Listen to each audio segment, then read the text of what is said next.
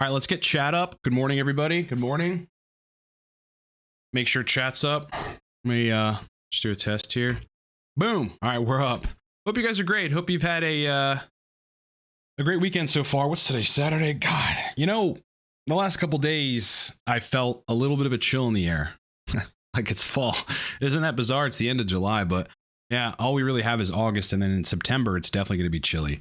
I know that because I specifically remember each year, especially last year when my sister was having a baby in September. I went home in the Philadelphia area to see them, to be there for the baby. And yeah, sure enough, it was fall-y. I'm ready for it, whatever. I'm not ready for the winter, but I guess I'm ready for the fall. Seasons change. It is what it is. If you don't live in California or Florida, you have seasons, you know. Bit of a pain in the ass. Okay, so off the bat, things to talk about. Look, number one, I just yesterday finished editing a video that's going to go up Monday about 300 milligrams of testosterone a week being a TRT dose. Now, like, look, Ryan Root and I, the UGL guy who owned a UGL and got indicted in 2015, we talked about how, you know, there's this contingent of people on the web, and it seems to be like a large majority of the help forums that are low dose TRT evangelists that, you know, suggests going between 100 and 120 milligrams a week of testosterone, and that if you're having side effects on testosterone, it's because your dose is too high. It's not because estrogen is too high in their mind, which is usually the cause of side effects, because your dose is too high. And honestly, like more and more, now that I've switched over into the land of like suggesting higher doses of testosterone while controlling estradiol, experimenting with it myself, I'm finding that guys will do substantially better on 250, 300 milligrams a week of testosterone, whether CYP or prop. People can tolerate higher doses of prop, it seems, than cypionates. Along with that comes side effects other than estrogen, which is like hematocrit and blood pressure, which means there's more health management. But if you can get somebody to do all that stuff correctly, they tolerate 300 milligrams a week or 250. I mean, call it 240. That's their sweet spot dose, you know? They don't crash estrogen when they take an AI because their dose is high enough, they're converting enough. They generally physically feel better. They're more anabolic. They have more energy. It's like they've reached that point where, oh, okay, this is TRT. And, you know, one of the points that I want to make, and I'm going to make in that video that's going to launch on Monday, is that TRT isn't energy, anabolism, you know, strength, confidence, better sleep, but mild ED or like libido problems. That's not TRT. TRT is all those things, plus you get the sexual system straight. A cycle, a mid-level cycle, be like 400 or 500 milligrams, mid-level cycle. 700 milligrams a test a week plus, that'd be a test cycle. So I just, you know, wanted to make that point, and I'll be making that point in the video that is launching on Monday. Secondarily, microdosing Arimidex. Yeah, can't tell you how many guys have just much of a better experience compared to their attempts at dosing 0.125 or 0.25. Like, their bodies can't tolerate even regular doses of Arimidex, but they need to control estrogen. Right. And some of these guys are sitting at 30, which you think is perfect. But for their body, they need to be at 20. They need to be at 20. And the only way to get them in that state where estrogen isn't really rising as androgens are rising, where it's in the Goldilocks zone as androgens are rising, which is the recipe, by the way, for sexual function on TRT for most people. The only way to get that to happen is to microdose Arimidex. Yeah, it's really the only way to get that to happen. And I'm talking about 0.015, which is 0.03 split in half. I mean, very, very small doses for people. Some people are going to need 0.06 every day. We're talking about daily use of Arimidex. I've just found it to be extremely helpful when guys can't tolerate higher doses. So might be something for folks to think about. In that same sense, though, the thing that I find when I can properly with a client get estrogen in their sweet spot and keep it there is the erections come back. Yeah, the erections come back very, very strongly. Like, you know, TRT is really supposed to give you very powerful continuous erections. You know, that whole system is supposed to work really, really well. You got the androgen receptor binding. You have a lack of estrogen receptor binding. I just recently learned you've got more estrogen receptors in the neurovascular bundle of the penis than you do any other steroid receptors. Okay. It's unclear why the fuck they're there, but at an excessive binding level, they cause problems in erection quality. So something to think about, that when we get the estrogen in the sweet spot range, whatever that may be for that person, the erections are very powerful, as they should be. That's always been the case for me, and it's been the case for a lot of my clients. So just wanted to start it off that way. Let's get the questions. Crypto Crayon looks like he's on the same dose of the dose in the title at 300 milligrams a week. Yeah, look, people can tolerate that so long as they can tolerate it. It comes with additional health management, lipid management, blood pressure management, hematocrit management specifically. But if there are other things that you're doing, like if you're already a runner, like just say you jog every day or every other day, you really won't have to worry about those things. Yeah, unless there's some genetic problem causing you to have lipid disorders. Yeah, my hematocrit personally went from high 48, so call it 49, to 42 with 30 days of running. 30 days, 30 days. I just got back into running. I was hanging out with my ex-girlfriend actually, and she's like, come on and run with me. And I'm like, no, don't run anymore. And she's like, come on, fucking run. I'm like, all right, I'll do it. Let me see how I fare. I loved it. I'm like, why haven't I'm back to running? Hematocrit goes down, blood pressure as well. Hard pressed to get my blood pressure over 120 over 75. It's normally 110 over 70, 110 over 65 sometimes. So just something to think about. Yeah, the higher doses turn on people's everything, libido, sexual function, erection, so long as you can control estrogen. And then it's like they've been sitting at the ultra low doses because of Reddit for so long. When I get them up there and get them able to tolerate higher doses, then they email me or telegram me when I'm working with clients. That's how we communicate usually. Aside from calls, they go, now I feel like I'm on TRT. Now I feel like I'm on TRT. It changes guys' lives. So one of those things to think about, brother. Okay, Lewis, what is your opinion on Pregnenolone for libido? Pregnenolone in and of itself isn't going to do a whole lot for libido. It's in the context of TRT that it may help. Favorable or bad when it raises progesterone too much. Now we're on to something. I've heard progesterone decreases libido when at the top of the range. I found the same thing. Okay. If for me personally, just through experimenting, if I want to kill my erections and my libido for about 3 days, after which it starts coming back pretty quickly, then all I have to do is put some progesterone cream on my forearm. I've done it before and it fucking killed it. I ran it 3 times just to make sure nothing else in the regimen was doing it. Every time it kills libido and erections for a few days. Now, what I think is happening there, I think progesterone, exogenous progesterone is probably a little antagonistic to estradiol. But I think what it is more antagonistic of is DHT. Yeah. I forget exactly where I came to learn that, but it must have been in the literature that progesterone is a inhibitor of the 5-alpha reductase enzymes. Yep. Yes, it is. Yes, it is. So while some men are completely bottomed out on TRT of progesterone and they may need a little bit of exogenous transdermal progesterone, I don't know if that's going to have some positive effect on sexual function or whatever. Like, I'm not really even sure its role aside from ensuing hormones that it may build. But I've just found it to decrease libido and erectile quality when given exogenously on TRT past a certain threshold, and that's specifically via inhibition of the formation of DHT. So you definitely you want to be careful. If you look at your labs first for fucking sure regarding progesterone. Now, Pregnenolone, I run a 30 milligram Pregnenolone dose once a week, right? Because I want the ensuing hormones, including cortisol. The adrenals, there's research to suggest that not just the testicles in terms of neurosteroid production, but the adrenals themselves downregulate to an extent in terms of producing these hormones when you're on TRT. There's an actual paper, done by scientists who conclude it is likely that there's also adrenal suppression of neurosteroid production on exogenous testosterone. So just something to think about there. But again, you take that progesterone too far over your range and you're going to inhibit DHT and you'll probably lose your libido for a while. All right, Andrew Cap, why does all require testosterone propionate and cypionate injection for PFS? Would herbs help instead? No. Yeah, the bottom line with this is, and I'm going to be super frank, how do I say this? There's a contingent of people on the web that are making YouTube content and even sell courses based on like natty TRT, which I don't know what the fuck that is. It's just like some way to increase testosterone naturally. And there are ways to do that. I did it for years, but it was hard and I was stressing my liver and taking a lot of supplements. And so in cases of extreme sexual dysfunction, you want the most efficacious approach. And the most efficacious approach is not going to be Tongatali, Sistanch, and Fedosia agrestis. It's just not. It's just not. You'll get marginal results at best.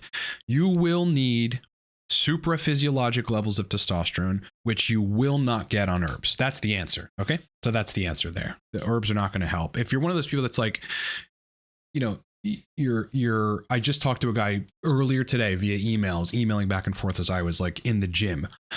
And he's in his early 30s and having issues with hormones, testosterone specifically, but doesn't want to go on TRT, has all these notions about it. Throw all that away. TRT will change your life, especially if you have PFS. No question about it. Those of you that just jumped in, post your questions. I'll get to them. Let's go. All right, Zoo. Hi, sir. Hello. Hello, brother. I don't have a question as such. I just wanted to show you my appreciation for your PFS documentary and all the content which relates to the surroundings condition. Thank you so much. Of course, man. I'm glad that... Well, I'm not glad for you that you have it. Thank you for your comment. I feel for you tremendously, and I'm sorry that you were coaxed into taking that drug. I understand what it's like to want to do something about hair loss, because I ran a pretty DHT heavy protocol for about 30 days and started, you know, torching my hairline, which I'm now derma rolling, among other things, to get back. And so I understand. It's just that, you know, when you're lied to about the side effect profile of Finasteride, and then you take it and get sexual symptoms that are ongoing and lasting, nobody wins. You know who won was Merck, because of your drug money that you paid for it, the money that you paid for the drug, right? That's who won. Nobody else won. So that's what they do. That's what they do. I've seen it with SSRIs. I've seen it with dopaminergic inhibitors like fucking raising prolactin, and obviously we've seen it with Finasteride. So you're welcome. It's my pleasure. There'll be more content to come soon. Also, that documentary, though, needed to go out to highlight the dangers of people denying the syndrome. You know, the more people out there denying it for content's sake, like Hair Cafe, the less attention and maybe pressure gets put on pharmaceutical companies for Finasteride, as well as the less people know how dangerous it can be. You know, remember, I'm the guy that gets the consults of people on PFS, so I've known this for years. But Godspeed, brother. Good luck and Godspeed. I'm sorry for your troubles. I'm truly sorry for your troubles. All right. What's my opinion on progesterone cream for TRT? Yeah, again, as I said a couple questions ago, it's going to inhibit DHT. Yeah, past your threshold, it's going to inhibit 5-alpha reductase. So you really got to be careful about that. You know, if you're running Proviron or maybe Primo, then maybe it would be okay to stave off some of the hair loss that may come with that. I don't know. I've not tested that myself, but you know, it's something to think about. Otherwise, I can tell you personally and in a handful of clients that progesterone cream administered transdermally, exogenous progesterone cream, torches libido and erections for like 3 to 5 days. So it's obviously doing something with DHT. In the literature, it does inhibit the 5-ARs past a certain point. So you just want to be careful. Run your progesterone labs and determine whether or not you actually need that. And maybe consider switching to test prop, because test prop, I've seen guys' natural progesterone level recover on testosterone propionate. It's less suppressive to the HPTA. When there are anxiety problems on TRT, that's usually estradiol. Or you need to switch to a short ester. Yep, just switch to a short ester. It's hard for me to explain exactly how that happens, but I'll tell you what, last week and a half ago, I had to pin an entire milliliter of testosterone cypionate because I took a trip and didn't really want to take my prop vials and inject every day or every other day. I just didn't want to do it. So, you know, I felt largely good and it was easy and whatever, but for the first night, maybe a little bit of the next night, I was a little anxious at nighttime. Why is that? You know, why is that? That week, I really didn't do a whole lot of estrogen control aside from zinc and calcium B-glucarate. So longer esters do aromatize more frequently. They do. And that changes the set point of estradiol and likely changes the estradiol exposure at the tissue level. So, you know, that's almost definitely the issue. Otherwise, though, if you're not clearing catecholamines like epinephrine and norepinephrine via not having an adequate amount of B vitamins in your regimen, aside from your diet, you might need to actually dose a B complex every day, then you're going to have anxiety on TRT, because TRT enhances the synthesis of adrenaline and noradrenaline. If you can't clear them adequately, you're going to have anxiety. So that's one other reason for this that, you know, folks may want to look at, that you may want to look at. All right, Trey, do you have knee problems from running? Interestingly, it's funny you asked that, because how do you solve it? BPC 157 and TB 500 would be my strategy if my left knee problem gets worse. It's not from running. It's from when I was running downtown here in the city, and there was a group of people on a sidewalk waiting across the street. And you know how people are. It was a Pirates game, so they're all drinking beer and fucking whatever, all happy-go-lucky, and they didn't see me. So they're completely unaware that a runner's coming down the block. And so I had to like sort of jump a little bit to avoid them. As I did it, I saw a lip on the curb, just an uneven, curb thing. And I'm like, fuck, I gotta either avoid them and hit that or run through them and avoid that. So I ended up landing on the lip of the curb on my knee pretty fucked up, and that hurt. So now I wear just a small little knee brace thing. It's just a, support thing that you kind of just slip on there, one of those slip-on things. And it's helping, and it just seems to be getting better. I would say like by the week, not by the day, but it is getting better. But if I had a serious problem, I would run BPC 157, a few hundred micrograms daily right around the area, and probably some TB 500 as well. Jordan G Unit with the big $20 super chat. Thank you, brother. Appreciate that, man. I appreciate your questions. And hey, maybe we'll get you dialed in just from super chats here. He goes, I inject testosterone sipping 160 milligrams over 4 shots in a week. Same with 1000 HCG, IU-HCG. Should I cut that to 2 or 1 times or dose once weekly? It works so well so far. Also, I have 0.25 milligrams in Astral every 34th day. I'll tell you what, regardless of what the majority of people have problems with, which is like frequent injections, especially relative to libido, if you don't, and everything, a lot of that is estrogen, by the way. I mean, a lot of that is estrogen.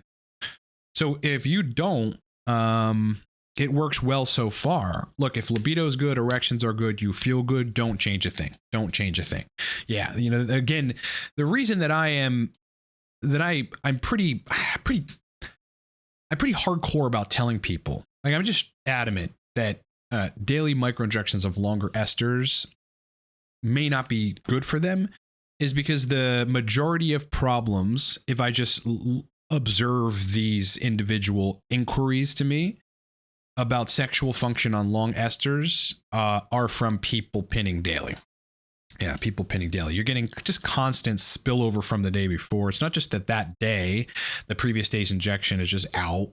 It's still spilling over. And so they just get excessive aromatization, and it aromatizes like at the tissue level. You're just getting this exposure to estrogen, even if your estradiol is like 35 or 30 or something. I've seen this before. It's really weird. So the numbers look very deceptive, but at the tissue level, since we have no idea what the fuck's going on, scientists admit this in studies on this topic. They admit that we don't know what's going on at the tissue level, that, they just need more estrogen control in those cases. But having infrequent injections like once a week or twice a week allows for them to peak and test an estrogen, but then start coming down.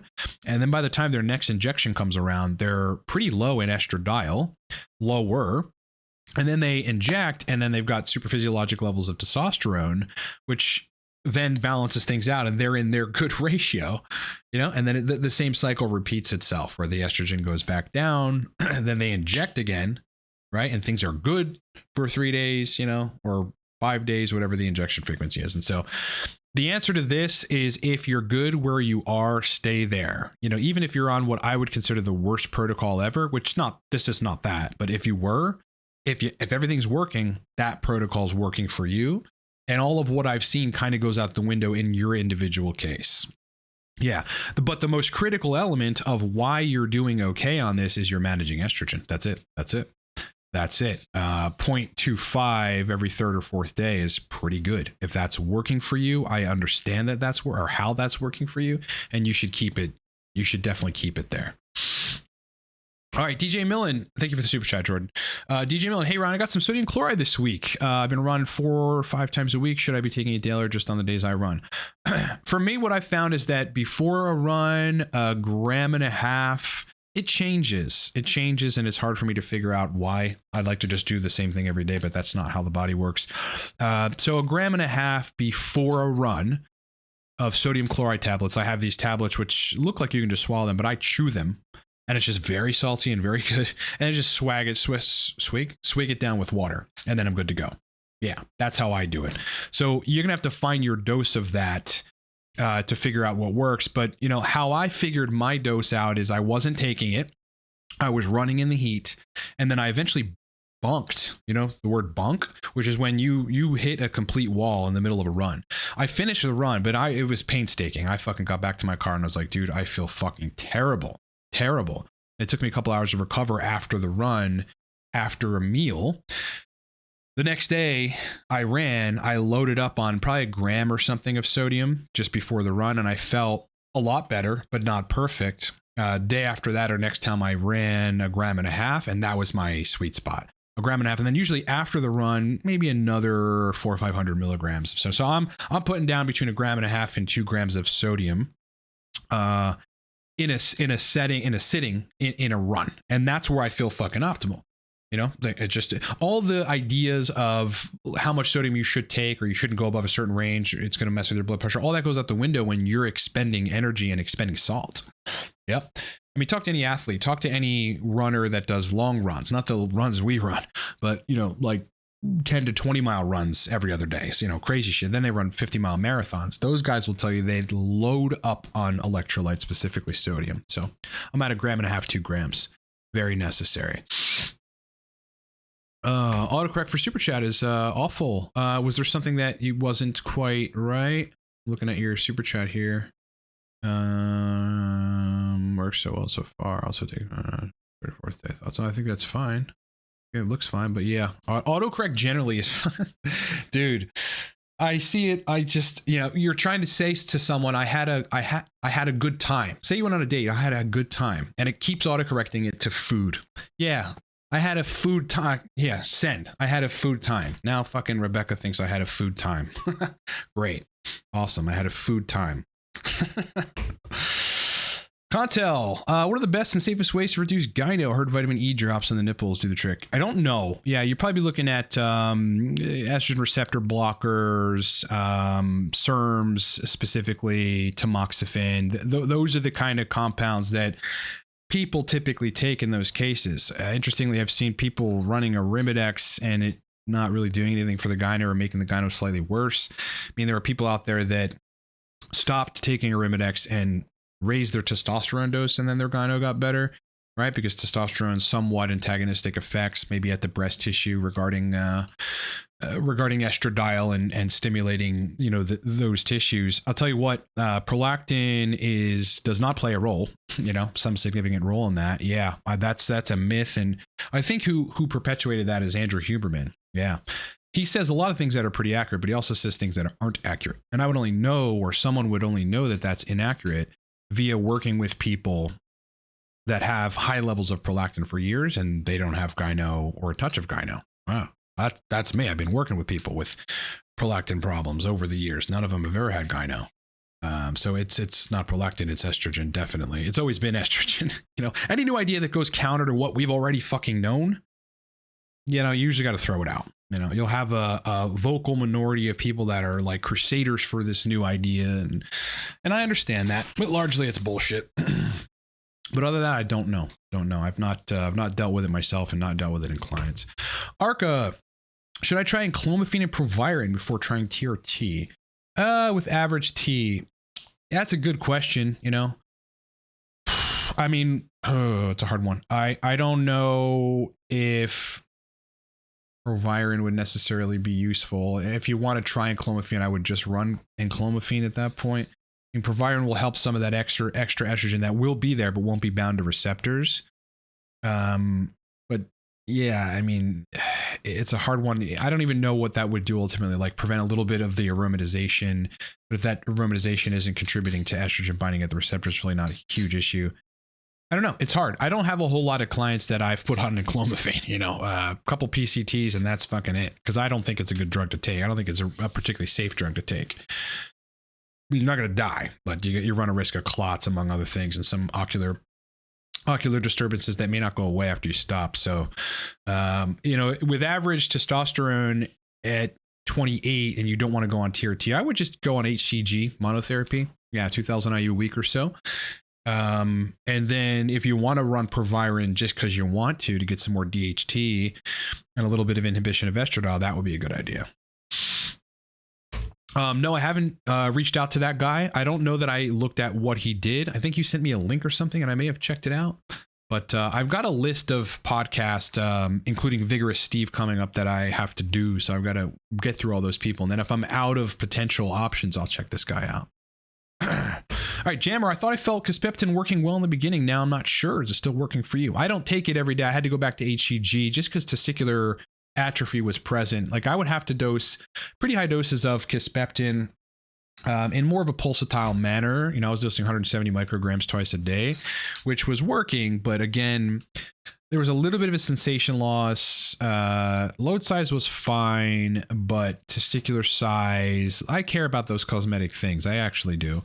Load size, yeah, I mean, and testicular size. And so, you know, also though, past a certain range, if I would have dosed what may have been adequate in Kisspeptin, I would get anxiety at night, and I'm not sure what that is. There's some like amygdala based fucking mechanism. Kisspeptin has so many mechanisms. That's why it's so cool. It does a lot of stuff, like from the neurological aspects of arousal in response to visual things that you might be attracted to enhancing erectile quality, to producing a little bit of your own luteinizing hormone and FSH. So the problem with it is even if you inject it a lot sub-Q, you don't know how that's going to continuously release throughout the day. There's no way to mimic LH-FSH, there's just no way. Even HCG doesn't do that at the receptor level. You just get a bolus at once, I mean, you could sub-Q HCG daily and that'd be as close as you can get.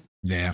You're better off, in this case, going on test prop so you can try to recover some of your HPTA function. Yeah, because I think that would happen for a good degree of people. Paul, but I still use Kisspeptin for erections and libido every now and then. It's just kind of an add-on thing, but HCG is back in the regimen at this point. Paul Anderson, hey, sir, I'm taking 0.25 Finasteride and results have been good for hair. I bet it has. It works for hair. Fucking killing that DHT will, stop your hair loss. I'm on 120 TRT. Labs are perfect. Libido still erratic up and down. Should I drop the fin and try something like saw palmetto? I mean, even saw palmetto be milder than Finasteride, but you're probably still going to run into libido and erection quality problems inhibiting DHT, which is the bottom line. You got to find another way to prevent hair loss, whether it's ketoconazole shampoo or it's microneedling. Like, I lost my hairline kind of got torched a bit on a DHT protocol that I ran for 30 days. And so I've been microneedling, and I don't know if you can tell, but all this hair right here was torched. All this hair that I'm touching was torched. It was gone. Microneedling brought it back, but you got to get a 1.5, is it millimeter? The needles on the derma roller, 1.5. Yeah, you got to draw blood in order to recruit the growth factors to prevent the miniaturization and to enhance growth of hair. So I regrew hair, in my fucking hairline from just using a derma roller. So there's other ways to do it. TB500 has a mechanism by which it enhances hair growth too. So you might want to look into that. Photobiomodulation may enhance hair growth, so you might want to look into that.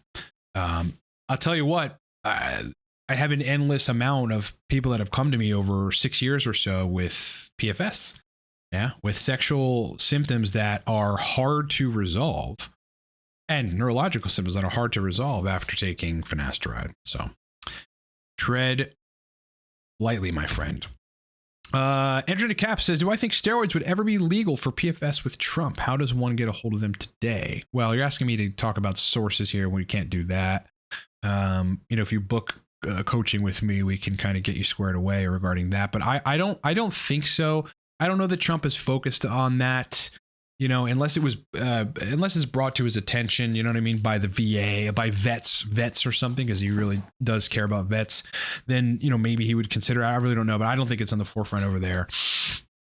Just the political sphere in general. I think in between like the two options right now, Trump would probably be better for like leniency in all of these areas. You know what I mean? I think that, I think it was Biden who made HCG just in a limited purchase capacity, limited prescribing capacity. Pretty sure that it was that guy who did that. So don't know. Ultimately, unfortunately, in these cases, you got to know people who know people, or if you got to know a guy. Yeah, you got to know a guy to be able to get pharmaceutical grade stuff. That's just kind of the bottom line. All right, Andres is saying, am I naive to try and see if daily zinc or other natural methods can keep my estrogen levels in check before going straight to a anastrozole microdosing? Are you on TRT? You're not naive. No, it depends on your dose. Like if you're on, I don't know, anywhere between 100 and 150 milligrams of testosterone a week, then zinc's pretty powerful as a mild AI. Yeah. Past a certain range, it's a 5-alpha reductase inhibitor, though. So you got to be careful about that. They'll inhibit DHT past a certain range of taking zinc, and you don't want that, right? So you got to just do it mindfully. 15 to 25 milligrams of zinc per day, zinc picolinate or whatever you find that the internet may say is more bioavailable. I think picolinate worked fine for me when I ran it. I'm now having to actually run an AI because I'm on high dose prop. So, you know, yeah, I mean, your mileage is going to vary, but no, it's not naive to think that. Yeah, it does work. It does work. Yeah, it does work. I've seen zinc lower estrogen like 20 points. People were high dosing it. They were also inhibiting a little bit of their DHT, which ultimately ended up in diminishing returns, but it does work. 15 to 25 a day. Yeah, add some calcium D-glucarate and you'll be in a better position for clearing estrogen. And if your dose isn't substantially high in testosterone, then you might be fine. You know, I'm on 80 milligrams of prop every other day right now. I've just settled there. I can't take zinc and CDG to control estrogen. The estrogen goes to 70 something. That's like 68. And so I've got to take an AI at this point. So I can't really be taking zinc. But you know, if your dose is low enough and you're not peaking super high like I am, then maybe zinc will be useful. I've seen it be useful a lot, including myself in lower doses of test. Okay, TDM. Team Deathmatch? Is that what that is? How long does it take for Proviron to take full effect? I've been taking it for a week or so and didn't notice anything yet. Give me context. Don't know your context. You're on TRT or you're not on TRT? Because if you're not, you might need TAS2 as well as a little bit of conversion to estradiol in order for everything to be what it needs to be. Secondarily, is it good Proviron? Is it pharmaceutical grade Proviron? Is it UGL bulk powder Proviron or raw powder Proviron, which may or may not be effective? May not be effective. But all this in context, man.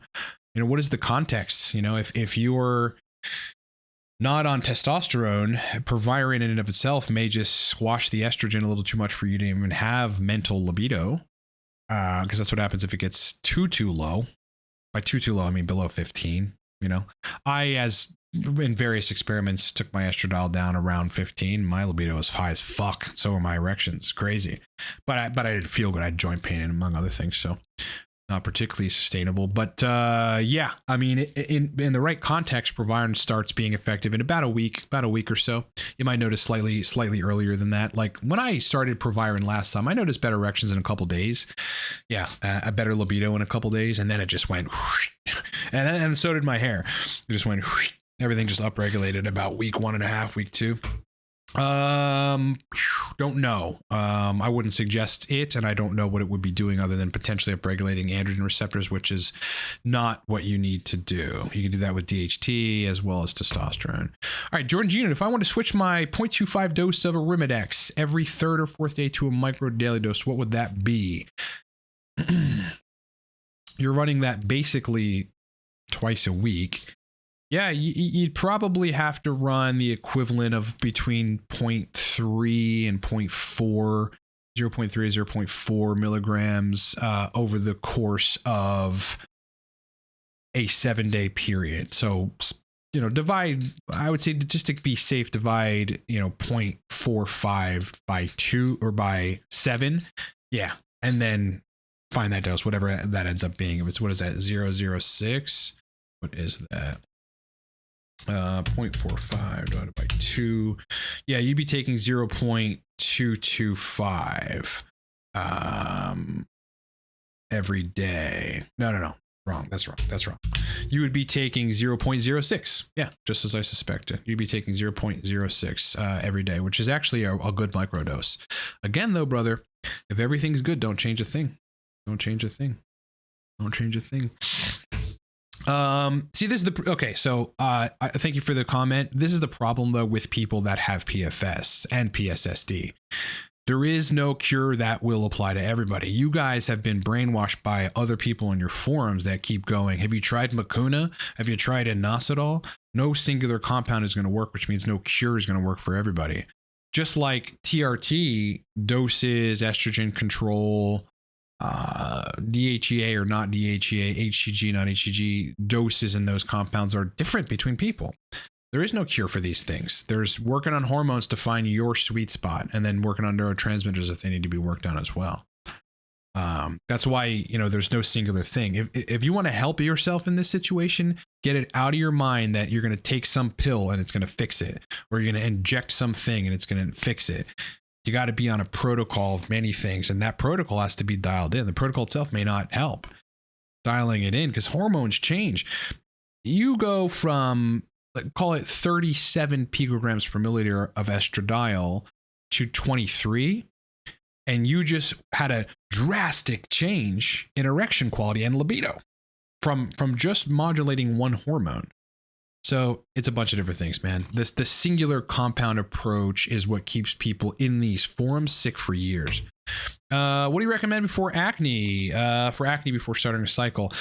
I wouldn't take any of the hardcore drugs. I would just get some Gold Dial. It's an antibacterial soap.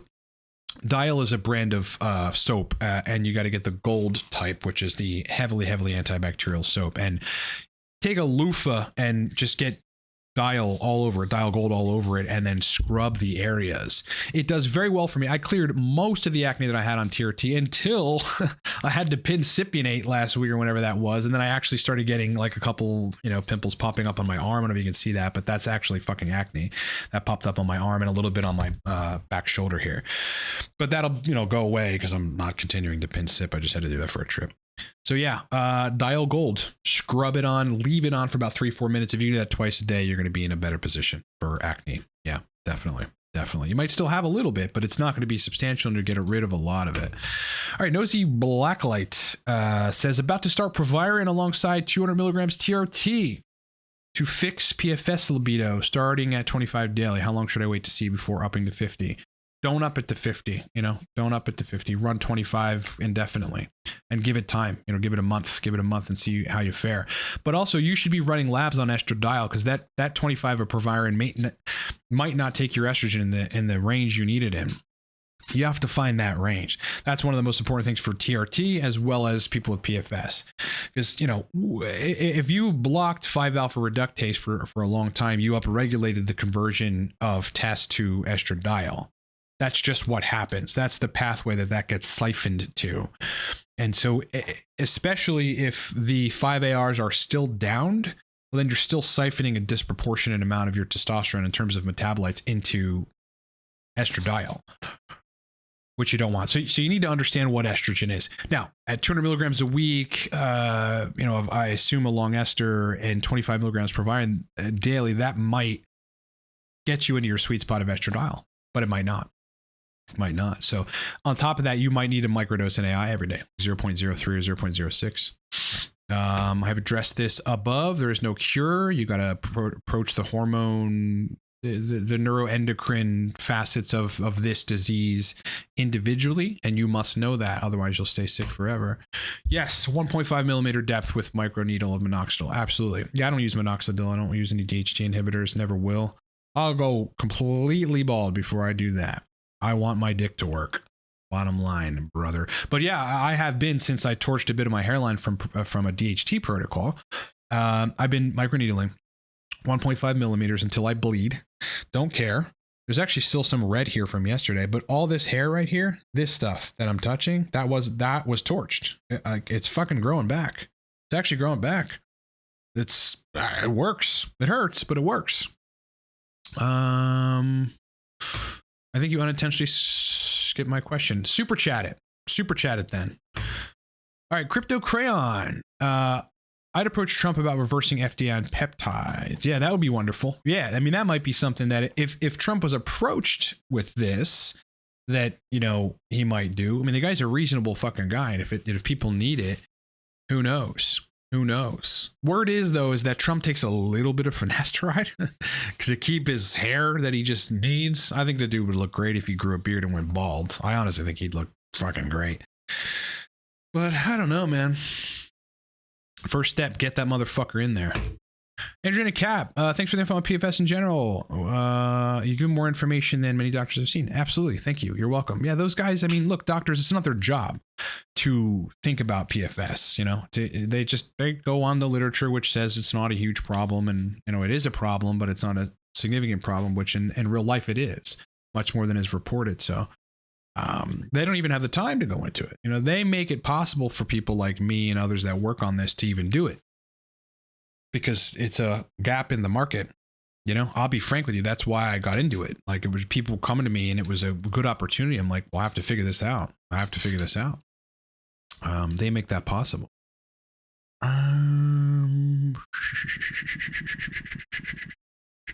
Yeah, Accutane also causes significant sexual dysfunction in some people. So, you know, you want to steer clear of that. We got some discussion about 7 keto DHEA. Yeah, that stuff's actually pretty cool. What would I recommend for anhedonia induced by ashwagandha? I mean, obviously ceasefire taking it. Probably get on exogenous hormones. Yeah, get on exogenous hormones. Find your sweet spot for both testosterone and estradiol, and then likely the issue will be resolved. Once you're there and it's like close to being resolved, if it doesn't end up being resolved, just run a cycle or a couple cycles of 9-MeBC, and that should probably fix it. I don't have a hair restore protocol. Derma rolling 1.5 millimeters. Needles, you know, a couple times a week is kind of what I'm doing right now after torching my shit a bit from DHT, high DHT for about a month, probably 45 days actually. I think it just stayed high after I stopped taking the cream and Proviron. Am I into nootropics these days, enhancing mental state or more steered towards hair growth, testosterone? Hair growth is maybe 0.5%. TRT is probably 90%. And then other compounds, fringe compounds or nootropics is like the other, you know, what is that? 9%. 9.9%. And so, yeah, the bottom line with nootropics is, yeah, I still take them, but, you know, not as consistently or not as much. I just don't need them these days. I had a long stint where I just required them. You know, once I got on TRT and just overhauled my energy completely, I continued to get healthy. And if you look at me years ago, and there's my content of me during COVID, I was in a bad relationship. I was drinking. I was overweight. I looked like shit.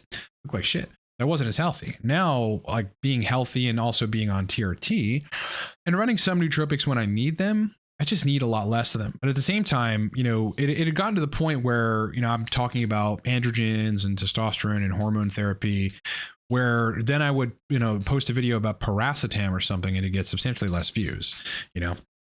Yeah. So that's just that kind of drove it as well. Post-Finasteride syndrome, Norge says, Alex Kikel recently posted a new video on his theory on how to cure PFS. Have you seen it? I have seen it. Yep. I know Alex. I know Alex personally. Yep. I know Alex. I talked to him yesterday about something unrelated, but I know Alex personally, and Alex knows his shit. He does know his shit. Yeah, I think I know which video you're talking about. It's like, you know, he really kind of goes into approaching it from every angle. You know, the hormone side, the estradiol side, the DHT side, but also the neurotransmitter side, which is what you need to do. But yeah, it's so funny that, you know, Alex is out here talking about that. And, you know, I know Alex in a different context. He lives in my city. Alex lives in my city. I know Alex, you know, in a completely different context than that, but I do know that he does content on that. I recently discovered that. All right, I got a question about animal-based diet. No, I'm not eating an animal-based diet. I eat, you know, a good bit of meat every day. Chicken. Lately, it's just been big pork loins because they're very easy to throw in the oven at 375 and let sit for 45 minutes, and then it's fucking perfect. And you could bag it up, zip it up, and have it later or have it the next day. Eggs in the morning, bacon in the morning. But, you know, with every meal, there's these, I mean, now it's like I get into these phases. It's rice, an avocado, and a vegetable, you know, or rice, a sweet potato, and a vegetable. So there's always all the other necessary stuff. You go on a purely animal-based diet, you're going to be in trouble after a while. Yeah, you're going to have health markers that are fucked up after a while. And you're going to start feeling subpar. You need the carbs, you need the vegetables. All right, creatine thoughts, different forms of it. Yeah, creatine phosphate's probably the best. I know the OG is the most tried and true, is monohydrate. Yeah, 5 grams a day. Thanks for all you do. Yeah, I think it's certainly going to help you look more anabolic. I mean, it is mildly anabolic. It's the bottom line. The only caveat is it can destroy your libido for susceptible individuals via serotonin receptor agonism. It's unlikely to happen in a lot of people, but I've seen it happen. Yeah, I had a client go on creatine, and then we had him perfectly dialed in sexual function, and then it all went away. And we're scrambling at the protocol, trying to figure out what the fuck happened, getting labs. It took us 3 weeks to figure out it was the creatine. Remove the creatine, everything comes back. So I think it's the agonism of the 5-HT1A serotonin receptor that caused that problem. But otherwise, I think it's good. This is a good question. Knowing what you know now, would you have started TRT in your 20s and 30s? I'm 23 and I'm seriously considering TRT. Knowing what I know now, I would have started TRT at 32. I'm now 40, right? And I started it later in my 30s. I would have started at 31, 30, maybe 30. Probably call it 30. Yeah, knowing what I know now, for fucking sure. Because I wasted many years feeling suboptimal because it's not usually available for younger people. Like they want to put you on Clomid or HCG first. That's just kind of how the clinics are. They make exceptions, so I don't want to discourage people, but and I had no concept of UGLs back then. You know, I was getting nootropics in that capacity, but I had no concept of UGLs, and I just was probably a little fearful of it, and I didn't know a whole lot. You know, in my 30s, in my early 30s. I had serious sexual dysfunction. So this is one of the reasons that I'm so empathetic for people that have PFS, PSSD, because I know what it's like. You know, I had no morning wood. My desire left my body for, I don't know, man, a year and a half, 2 years. And in the beginning, I was like, cool, I'm just focused on business. I don't even care to date. And I was growing in a previous company and thinking about starting Cortex Labs or starting Cortex Labs. Yeah, I already started at that point. But I was focused on business and I was like, it's not a problem. But then I realized it was a problem. My test was low, and oddly, my prolactin was like at 25. I don't know how that happened. I have no idea. It could have been I was taking a lot of nootropics at the time, so I may have modulated that system negatively. But I had full-blown muting of everything. Erections, libido, sensation, climax, for about a year and a half. I didn't care for a while, and then I was like, this is a fucking problem, and I had to slowly reverse it. So that's why I have so much empathy for these people, because I know what it's like to be completely muted sexually. In that regard, yes, I would have jumped on TRT at 30. Absolutely. Absolutely. I might not have hair by now. I don't know. But I would have done it for sure, and I would have been much more powerfully energetic and, you know, like, productive, much more productive. Over the past 10 years? Yes, definitely. Definitely. All right. How should you use cholinergics like phenylpiracetam? I don't take Alcar daily. It's just kind of a here and there thing. 400 milligrams is my dose. Phenylpiracetam 3 times a week. Yeah. You don't want to take too much of it and take it too consistently. Yeah. I would be dosing it like 3 times a week. And then I think you would be golden. All cholinergics kind of come with a tolerance after a while, if you keep taking them.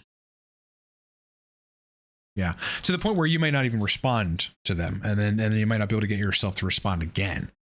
So, you know, I don't know the mechanisms for that, but so you got to kind of be careful, dose them sparingly, dose them carefully, and then go from there. But, you know, if it's phenylpiracetam and you like it, 2-3 times a week, no more than that though. No more than that.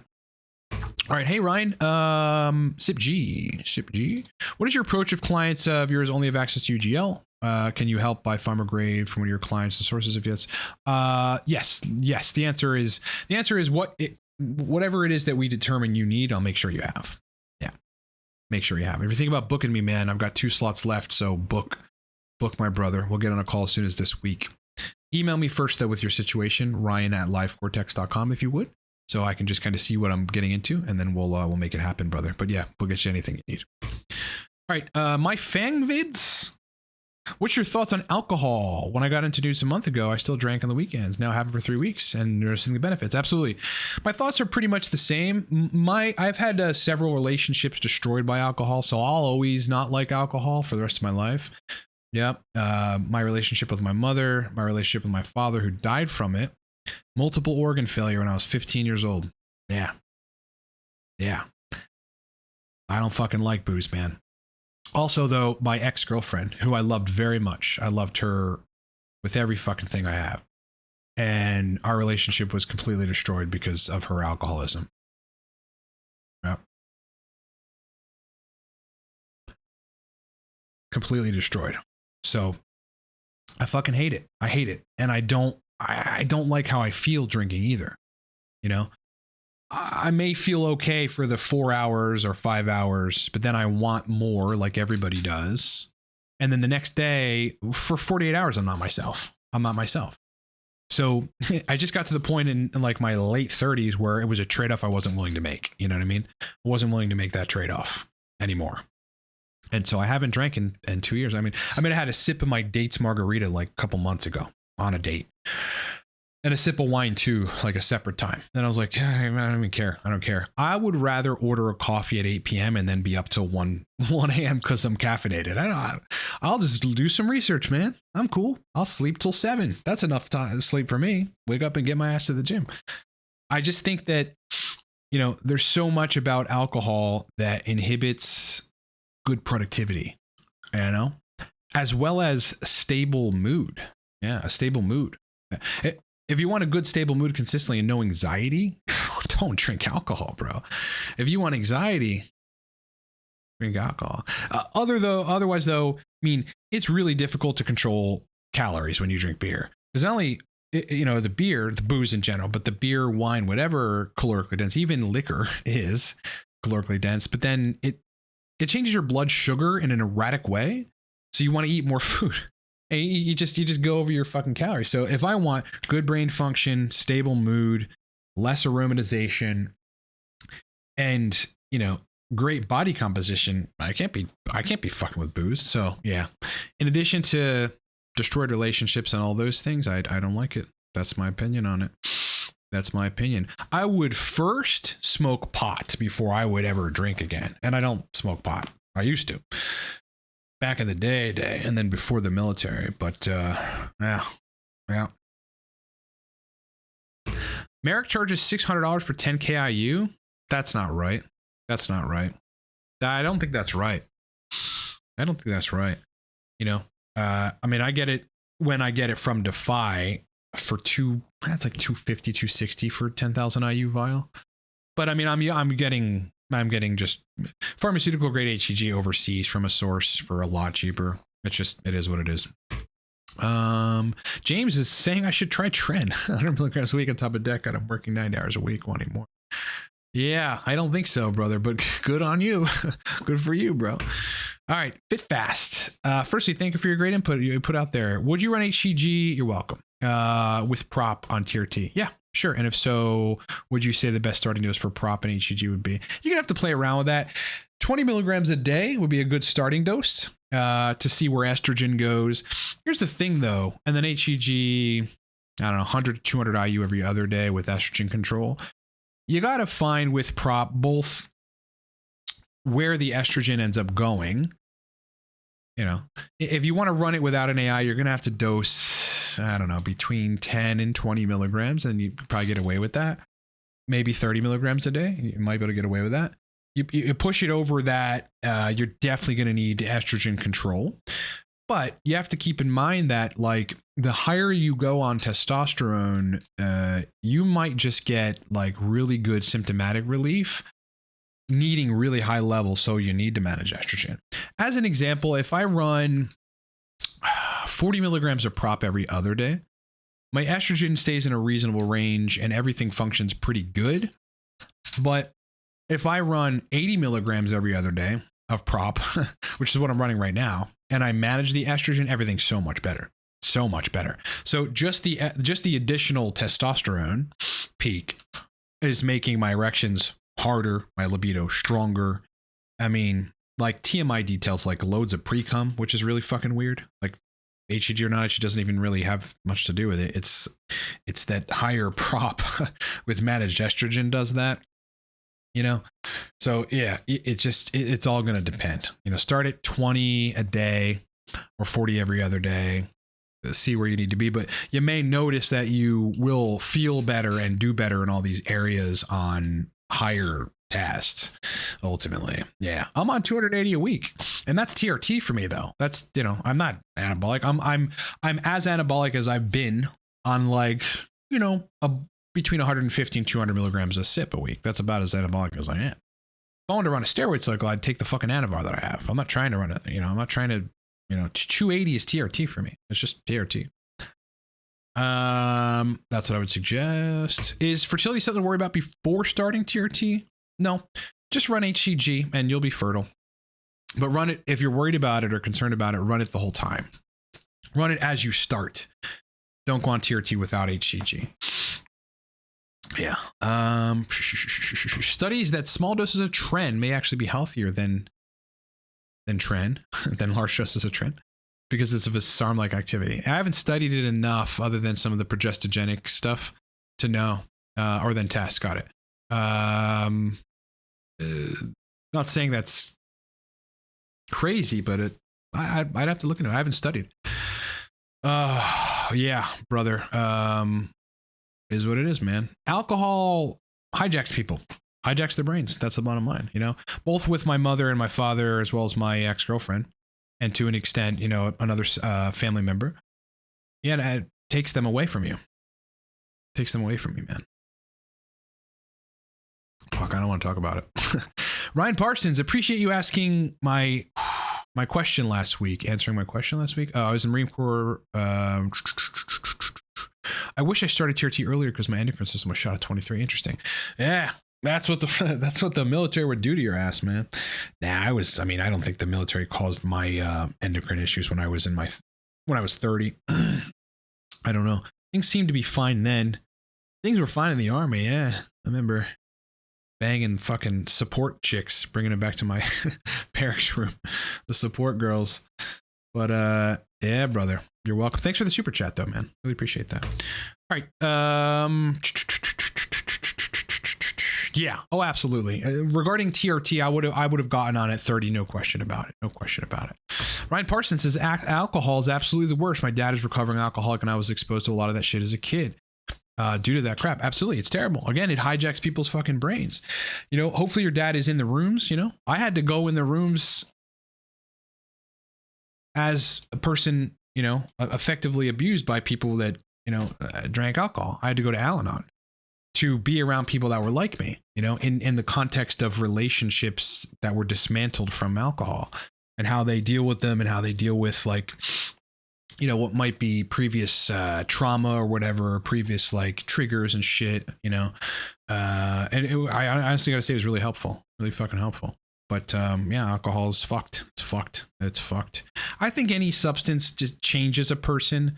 I hate that. I can't even tolerate being around people who get changed by, you know, recreational substances. I'm like, it's so cringy. It's fucked up, man. My fang would rather take a Red Bull at 8 p.m. and not sleep until late than wake up with a hangover. Exactly. If you're ever in that case, bro, you know, you have a choice to make. Am I going to feel shitty tomorrow because of booze, which means you didn't sleep well and you have a hangover, depletion of B vitamins, depletion of magnesium, more estrogen? Or am I going to feel semi shitty, which I can remedy with nootropics or caffeine, by having some caffeine and then, you know, staying up until 1. Well, I tell you what, you'll have a rocking time until 1, you know. In these cases, if I do that, which is rarely, I'll just not have a coffee. But if I do that, you know, and I'm up till midnight, 1, it's not terrible for me. But I'll be putting it to use, you know, being productive, man. Being productive. Okay. All right. Any more questions here? Would I have tried HCG monotherapy before TRT if you were 30?